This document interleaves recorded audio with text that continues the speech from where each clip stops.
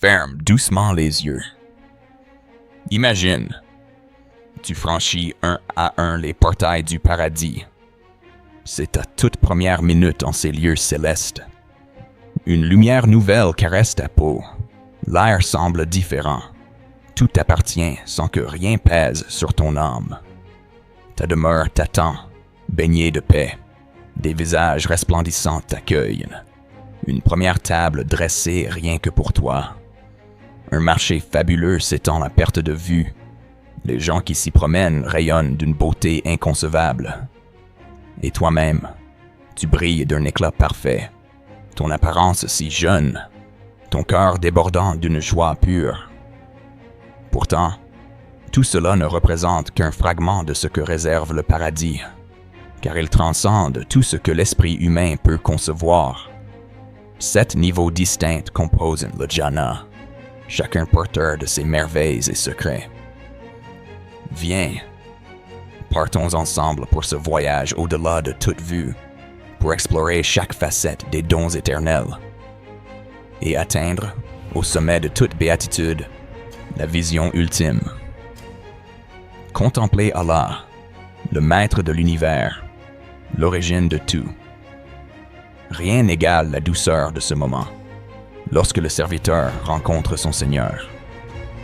Mais comment contempler celui qui n'est lié ni au temps, ni à l'espace? Cette énigme sacrée a trouvé une esquisse de réponse lors de la nuit de l'Ascension, quand notre prophète bien-aimé, que la paix soit sur lui, parcourut les jardins célestes.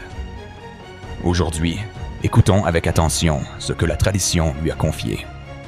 Les trésors du paradis, révélés pour toucher les cœurs. Avant de poursuivre ce récit, partage avec nous le lieu d'où tu nous écoutes. Porte ta voix à notre cercle. Cela compte vraiment, pour nous et pour notre communauté. Avant que tout ne commence, laisse-moi t'inviter à t'abonner à cette chaîne afin de ne manquer aucun de ces récits. Et si ce récit t'inspire, appuie sur « J'aime ». Cela permettra à d'autres âmes d'y trouver une lumière. Un jour, toute chose trouvera sa fin. La poussière englobera nos corps. Les paroles se tairont. Plus un battement dans nos cœurs. Mais l'âme poursuivra sa route, portée vers une existence sans retour, ni mort possible. Nous irons vers une contrée jamais foulée. Dans l'au-delà, chaque être humain sera rappelé à la vie et réuni pour faire face à ses actes devant Allah. Ce moment, redoutable entre tous, s'appelle la place du Mahshar. Chaque cœur y attendra, le souffle coupé, que débute l'examen de ses choix. Lorsque tous seront rassemblés, leur livre de vie leur sera présenté. Les voyants du paradis recevront leur livre de la main droite. Les autres, ceux du feu, le recevront par la gauche ou derrière eux. Mais pour les élus du Jannah, nulle peur, nulle tristesse ne touche leur poitrine. Imagine, par la grâce d'Allah, tu fais partie de ces âmes bénies, aujourd'hui invité à franchir la porte du Jannah. Devant toi s'ouvre la promesse d'une vie sans fin, sans ombre. Mais avant d'entrer, tu dois être purifié de tout ce qui reste de terrestre dans ton être. Tu plongeras dans une rivière spéciale. Son eau effacera toute faiblesse de ta chair, toute imperfection. Même le moindre poil, la barbe, la moustache, tout disparaîtra, comme mentionné dans un hadith rapporté par Tirmidhi. Les habitants du paradis y entreront à l'image de leur père Adam, à l'âge de 33 ans, sans barbe et avec le regard cerclé de colle. Mais ce n'est pas tout. Après avoir bu une eau précieuse, puisée d'une source préparée à ton intention, une clarté absolue lavera ton intérieur aussi bien que ton extérieur. Alors, tu te présenteras devant l'ange responsable du portail, Ridwan, dont le nom même évoque la satisfaction. À propos de ce seuil unique, il y a 8 portails, chacun ouvrant sur une dimension du paradis selon ce qui a façonné ta vie. Leurs noms changent selon le type d'œuvre accomplie, mais tous portent la même inscription sacrée au-dessus d'eux. La ilaha illallah, Muhammadun Rasulullah. La porte de la salat s'ouvre à ceux qui furent fidèles à leur prière. La porte Rayhan est réservée aux jeûneurs. La porte Sadaqa accueille les généreux. Celle du djihad honore les combattants sur la voie d'Allah.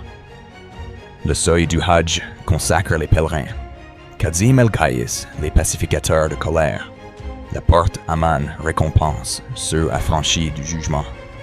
Et la porte Zikr salue les cœurs toujours souvenant d'Allah. Ne t'imagine pas ces portails comme des portes ordinaires. Ce ne sont que des symboles, tant leur taille et leur nature défient toute mesure terrestre. Voici que la porte s'incline devant toi. Une brise douce, étrange, vient effleurer tes joues. Son parfum, inexprimable, semble presque éteindre ta conscience, tant il est subtil et enivrant. Rien, parmi les senteurs connues, n'y ressemble. La chaleur et la douceur de l'air semblent avoir trouvé leur perfection. Douleur, regret, chagrin, doute se dissolvent. Seule demeure la paix, la joie intégrale, l'extase pure. Enfin, tu poses le pied dans le Jannah. Ici s'élève ta vraie maison. Le prophète bien-aimé, que la paix soit sur lui, décrit le paradis tel qu'il l'a vu lors du voyage nocturne. Pour toi, la vie, sans mort future, la santé, sans maladie, la jeunesse, inaltérable, la félicité, sans plus jamais de larmes. En suivant ses pas, tu découvres un univers dont aucun œil, ni aucune oreille, n'a jamais perçu la magie. Aucune intelligence n'a pu l'imaginer. Des anges s'avancent. Ils te souhaitent la paix du Très-Haut et t'invitent à demeurer ici pour l'éternité. Premièrement, on t'accorde palais, jardin, bassin et tout ce que ton âme pourrait désirer, sans qu'aucun rêve ne soit omis. Le paradis, c'est ce lieu où la tristesse s'efface, où la peur n'existe plus, où le corps ne vieillit ni ne souffre. Le bien, connu et inconnu, abonde. Le mal, qu'il te soit familier ou non, a disparu. Tu prends possession d'une résidence bâtie de briques d'or et d'argent soudées par du mosque, parsemée de pierres précieuses, sur une terre de safran. Tu retournes à la source de ta création. Bercé par la beauté des lieux et l'intensité des parfums, les anges veilleurs te demandent « Qu'espères-tu, en plus de tout cela ?» Et la réponse jaillit du cœur. Que je puisse avancer, explorer, goûter davantage à ces merveilles.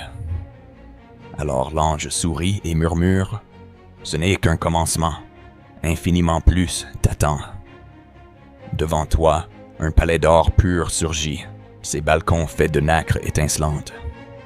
Plus loin, d'innombrables serviteurs vêtus de lumière, portant des plats d'argent et des coupes d'or apparaissent, rayonnants et paisibles. Ils t'accueillent avec une bénédiction.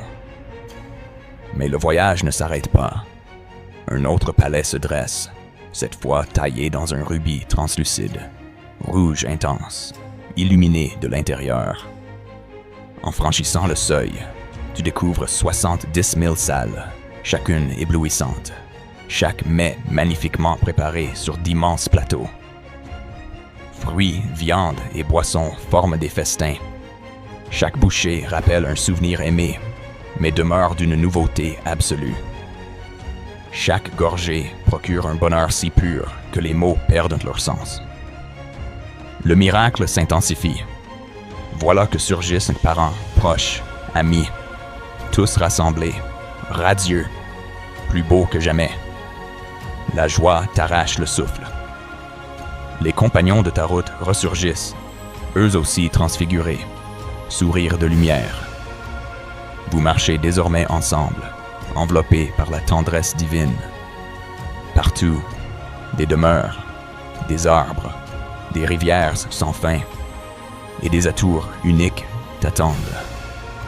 Les tissus du paradis caressent ta peau, soyeux et chatoyants, ornés de couleurs jamais vues, toujours renouvelées.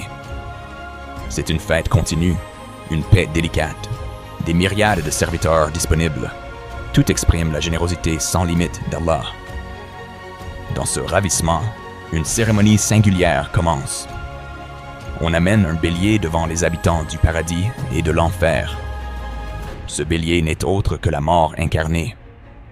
Ce symbole puissant est alors immolé et la voix retentit. Ô gens du paradis, connaissez-vous cet être? Tous acquiescent. C'est la mort. La même question est posée à ceux de l'enfer. Quand le bélier est sacrifié, une annonce résonne quelle que soit la demeure. Plus de morts désormais. Il n'y aura plus jamais ni maladie, ni vieillesse, ni douleur. Tout n'est qu'éternité, jeunesse, présence, vérité. La mémoire de la souffrance s'efface. Pour les couples réconciliés de ce monde, l'amour s'intensifie, purifié. La relation rétablie à jamais dans une fusion parfaite. Celui des époux qui détenait le plus haut degré entraîne l'autre à sa hauteur, chaque acte de piété profitant aussi à l'être aimé. Aucun désarroi, aucun conflit, seule la tendresse, grandissante à l'infini. Le retour de l'autre est chaque fois une redécouverte, un émerveillement. Les femmes y possèdent une beauté supérieure à tout ce que l'imagination pouvait espérer, dépassant même la splendeur des houris promises à leurs compagnons. Et si tu étais seul ici-bas, ou si ton cœur n'a jamais trouvé la paix en ce monde, Allah te destine alors une âme sœur, créée simplement pour toi, au-delà de toute beauté concevable. Un regard dans ses yeux, et chaque désir trouve sa plénitude. La main dans la main, vous avancez en co-créateur de l'éternité.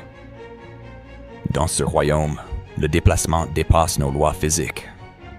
On vole, on traverse les vallées, escalade les montagnes, se téléporte d'un lieu à l'autre à la seule force de la pensée, comme dans le rêve. Le paradis rend concrètes ces rêveries intimes. Tu penses à un lieu et t'y trouves aussitôt. La réunion avec les amis, les banquets, les dialogues profonds surpassent tout ce que l'on a pu vivre sur Terre. On discute avec les prophètes, on entend les compagnons raconter leur histoire, on côtoie les saints, et la solitude disparaît pour toujours. Ceux qui furent isolés, pauvres, malades, oubliés dans ce monde, reçoivent ici une compensation sublime. Chaque souffrance passée leur paraît minime devant ce bonheur. Là, chacun peut revoir les moments de sa vie comme on revoit un film, revivre et chérir les instants les plus chers. Et à la question, que mange-t-on, que boit-on au Jannah? Le premier repas, selon la tradition, sera le foie d'un poisson immense, le même qui avait englouti le prophète Yunus. Ici, manger et boire n'est plus vital. On le fait pour la joie, la saveur, le partage. Parmi les délices annoncés, viandes exquises d'oiseaux, fruits sublimes, grenades, raisins, cerises, bananes, dattes. Les coupes dorées dispensent miel, lait, eau pure, boissons de parfum camphré ou la source tasnim. Sitôt un fruit croqué, un nouveau apparaît aussitôt, toujours frais, toujours singulier. Les plats se succèdent en abondance, sans jamais entraîner lourdeur ou besoin de repos. En ce lieu, il n'existe ni fatigue, ni besoin d'anéantir, juste la félicité. La compréhension que nous avons du paradis n'en saisit qu'une infime portion, comme la différence entre une fourmi et l'infinité du ciel. Notre esprit, limité par l'épreuve de la dualité, peine, joie, beauté, laideur, ne peut que pressentir ce qui nous attend. Un chat, dit-on, reconnaît sa nourriture ou son maître, mais face à un téléviseur, il demeure perplexe, incapable d'en concevoir la fonction. Ainsi sommes-nous. incapables d'embrasser les réalités de l'au-delà. Cependant, dans la félicité céleste, notre perception changera entièrement. Les voiles tomberont, nos esprits accéderont à des compréhensions insoupçonnées. Les sensations de peine, de tristesse, d'amertume, effacées, oubliées. Seule une joie sans restriction survivra. Jamais l'ennui ne s'installera, car chaque instant apporte une félicité croissante. La douleur, dans ce monde, sert d'avertissement. Oranjana, tout risque disparaît. Puisqu'il n'existe plus ni mort, ni blessure, plus rien ne justifie la souffrance. Selon les traditions, le paradis comporte 7 degrés distincts. Jannat al-Firdaus, sommet du paradis, trône d'honneur sous l'arche d'Allah, compartimenté en 4 zones, 2 d'or, 2 d'argent. On y trouve la proximité suprême du Créateur, et chaque niveau reste séparé par des distances que seule l'éternité peut mesurer. Les élus de Firdaus sont ceux dont la vie entière respire la prière sincère, le détachement des futilités, la générosité ininterrompue, la pureté, le respect de la confiance, la fidélité dans l'accomplissement du culte. On y compte aussi Jannat ad-In, domaine des prophètes, des véridiques, des martyrs et des vertueux. Jannat al-Naïm, séjour de douceur et de paix. Dar al-Khulud, demeure impassible du bonheur et de la sérénité. Jannat al-Ma'wa, refuge choisi pour les martyrs. Dar al-Salam, royaume de quiétude sans fin. Et enfin Ilion, hauteur ultime près des êtres rapprochés d'Allah. Même l'amble musulman atteint un espace aussi vaste que plusieurs mondes réunis. Les demeures des privilégiés, aperçues depuis les échelons inférieurs, luisent telles des étoiles scintillant dans notre ciel.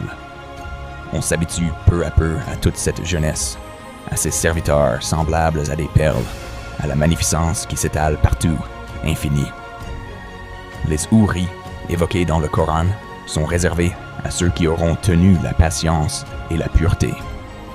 Leur transparence et leur éclat sont tels que, si l'une d'elles laissait tomber une goutte dans la mer terrestre, toutes les béaux deviendraient douces en un instant. Qu'en est-il des autres créatures du vivant? Du monde animal, la plupart retourneront à la poussière après la justice du jour dernier. Seules quelques bêtes privilégiées, honorées par leur lien avec les prophètes ou miraculeuses, entreront au paradis.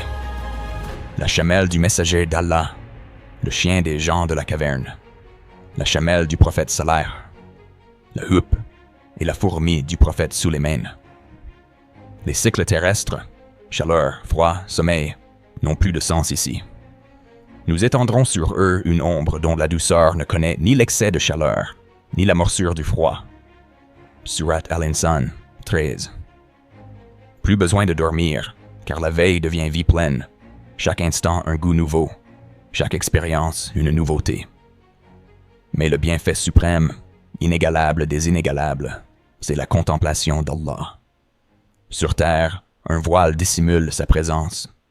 Mais ici, enfin, le regard du serviteur croise la lumière divine. Allah s'adresse, lors de la réunion du vendredi, aux habitants du paradis, rassemblés dans une large vallée parfumée au musc, vêtus de lumière, assis sur des gradins ciselés de pierres précieuses. Il ordonne alors à Ridwan de lever les voiles séparant sa face de ses serviteurs. Les voici prosternés sous sa majesté, comblés par sa voix, invités à demander ce qu'ils souhaitent, car il accomplit sa promesse d'une proximité sans égale.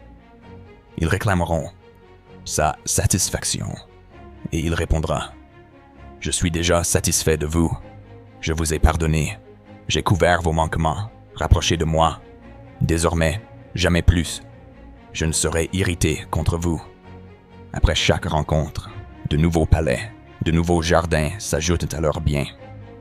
La lumière d'Allah rehausse leur rayonnement au point que leurs propres serviteurs ne les reconnaîtront plus. Chacun entre ainsi au paradis par une porte différente. Une caresse donnée à un enfant, dit-on, vaut 500 ans d'élévation. Pour chaque échelon, chaque marque de tendresse, multiplié pour l'éternité. Celui qui prend sous son aile un orphelin ou secourt une veuve voit s'ouvrir devant lui les portes de la miséricorde, car le tout miséricordieux couvre ceux qui témoignent de la compassion. Il existe aussi des serviteurs qui, par une faute, entrent au paradis. Écrasés de remords, ils ne cessent d'invoquer Allah. Leur sincère regret finit par les sauver, à la consternation de Satan lui-même, qui regrettera de les avoir tentés. Le jour dernier, des miracles d'amitié auront lieu. Une bonne action offerte à autrui vaudra l'entrée au paradis pour les deux, car Allah multiplie sa générosité bien au-delà de nos espoirs. Celui qui n'espérait qu'un peu de clémence sera accédé par pur espoir en la miséricorde. Moussa, sur lui la paix, a demandé « Qu'en est-il du plus humble serviteur du Jannah ?» Il lui est promise une part équivalente à la couronne d'un roi, puis 10 fois plus, toujours plus, jusqu'à la satiété éternelle. Les parents endeuillés retrouvent leurs enfants dans une demeure où l'amour parental ne connaît ni séparation ni peine. Les tout-petits morts sans avoir péché jouent paisiblement dans les demeures paradisiaques, offrant à leurs parents une réjouissance infinie. Selon la parole, ils resteront enfants, sans jamais vieillir. Notre vie sur cette terre reste brève, fragile. Elle n'est au fond qu'un prélude, un test. Notre vraie maison, c'est le paradis, et le chemin est clairement balisé. Foi sincère, action juste, résistance au mal, constance dans l'invocation et le bon comportement. C'est main dans la main, en priant les uns pour les autres, que nous avançons vers l'éternité. Prions ensemble, qu'Allah enveloppe nos fautes, qu'il nous réunisse dans le plus beau des paradis, qu'il éclaire de sa paix ceux qui hésitent encore, afin qu'ils goûtent aux faveurs d'Al-Firdaus. Soutiens-nous, partage tes prières et tes réflexions en commentaire. Abonne-toi si ce récit a trouvé écho dans ton âme. Grâce à toi, cette tradition continue de vivre et de grandir au sein de notre communauté. Que la paix et la lumière te soient données.